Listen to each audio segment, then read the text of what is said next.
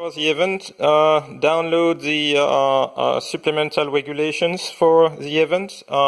In this you will have a description of the event and of the specific rules for the event. Ready to go for tech inspection, get your logbook ready and come with your tech sheet already pre-filled with your name, car number, VIN number, class you are running on. Don't forget to put your logbook number here.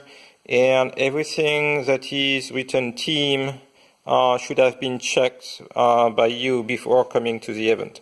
So the first things we are going to check are going to be the driver and co-driver safety equipment. So if you have a fire suit, we'll be checking the SFI tag on it. This one is a 3-layer suit, so it doesn't require any underwear. If you have only one layer, we'll be checking your Nomex underwear. For the helmets, we are going to check the tag here. It should be a SA 2010 or 15 most of the time. And for your hands device, we'll be checking either the FIA sticker or your SFI sticker. Once we are done with the safety equipment here, we are going to be looking at if there was any prior damage, if it has been repaired. Otherwise, we'll move to the rest of the equipment of the car. We'll be looking for 2 hood pins and a tow eye for towing the car. The car will also be looking for a tow hook. The windshield, making sure there are no cracks that impair the visibility of the driver. And we'll also be checking that you have the right stickers, sponsor stickers for the event. We'll also be checking for mud flaps. Everybody must have mud flaps in the rear, and if you have a front-wheel drive or all-wheel drive car, you also need mud flaps on the driven wheels. So next on the list is the interior of the vehicle and mostly the roll cage, the padding, the harnesses, and etc. So first, roll cage legality. If your car has been logbooked recently, you shouldn't have any problems. If you have a vintage car with a grandfather logbook, make sure you check the supplemental regulation for the minimum requirements for bars for the roll cage.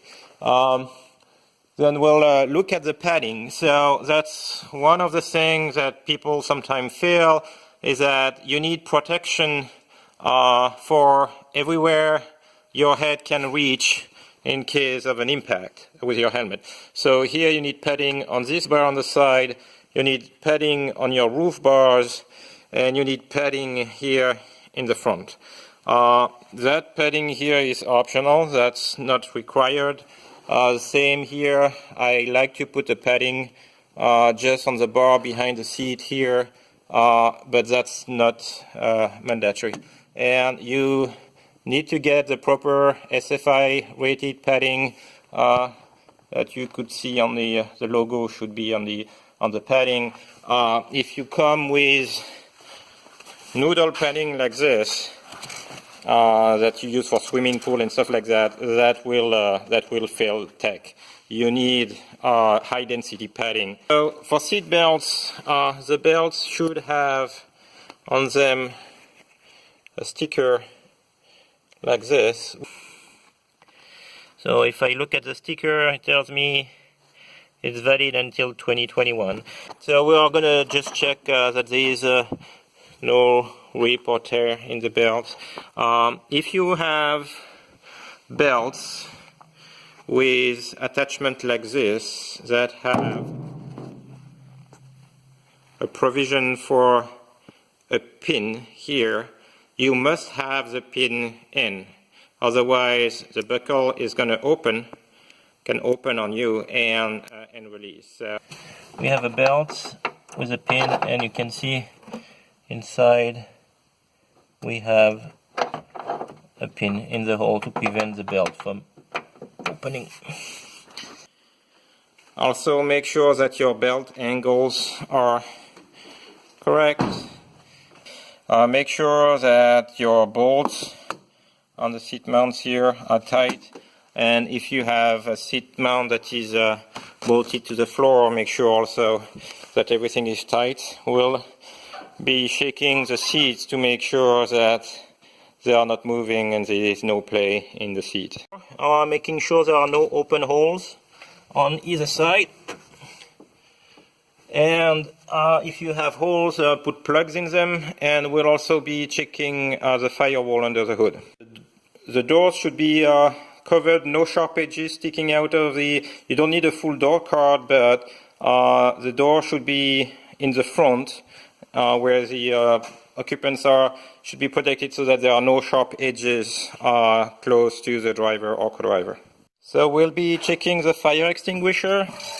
Well, we don't have any requirements for dates, but we'll be checking that the fire extinguisher is, the gauge is in the green.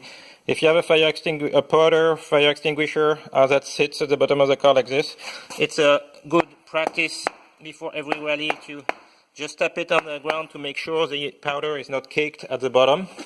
And we'll be checking that you have a metal bracket to attach to secure the fire extinguisher. Plastic brackets are not authorized. In classification here you can see 1A 10BC. 10BC is a minimum requirement, which means, have it here,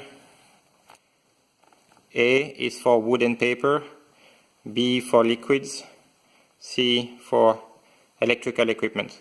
So it's gonna, this fire extinguisher, which is a 1A 10BC, will do 1 square foot of wood and paper and 10 square feet of liquids and electrical. Also, you will need one triangle that is accessible within reach of the driver co-driver, and you will need 2 other triangles.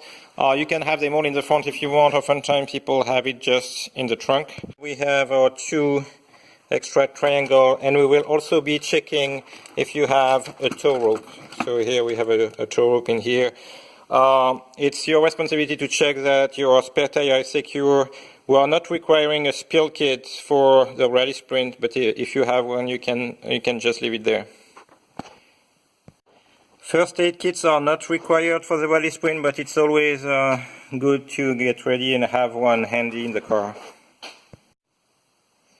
So under the hood, we'll be checking that the battery is secure and not moving, that the plus terminal is covered, and that the cover is not completely loose and will go off on the first hit.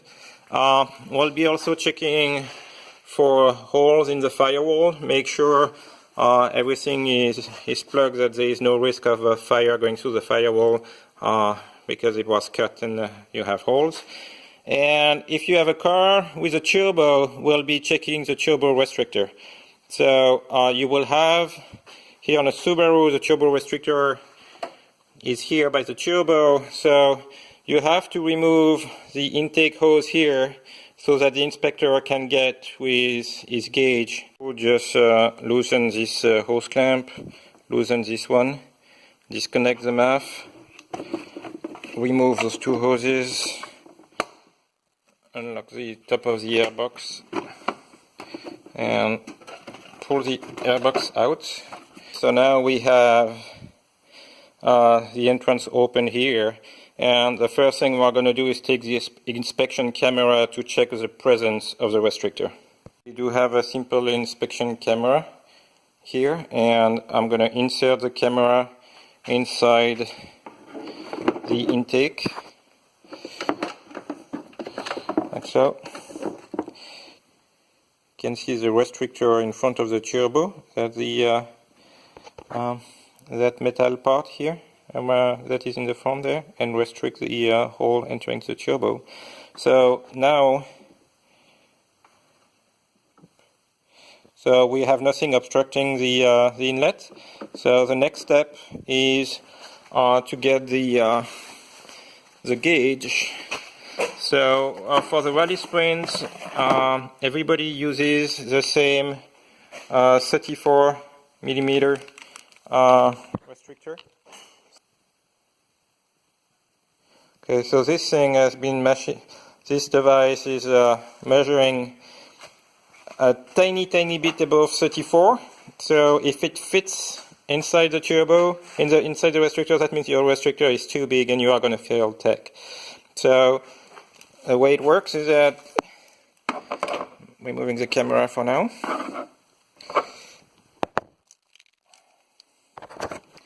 I'm taking the gauge, inserting it inside, and now I'm going to use the inspection camera to see where my gauge is.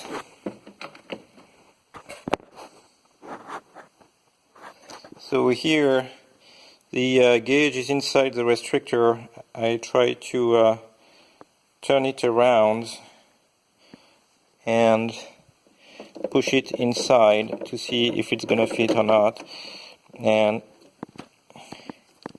it doesn't fit, which is a good thing. It means the restrictor has the right size and it's not fitting in.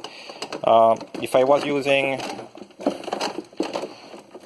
a 32 millimeter restrictor, here I have a gauge also to check for 32 millimeter restrictor. As inside I have a 34 millimeter restrictor inside my car. That 32 millimeter gauge should fit. Yes, so here I have the 32 millimeter 32 millimeter checker gauge, and it fits inside the restrictor.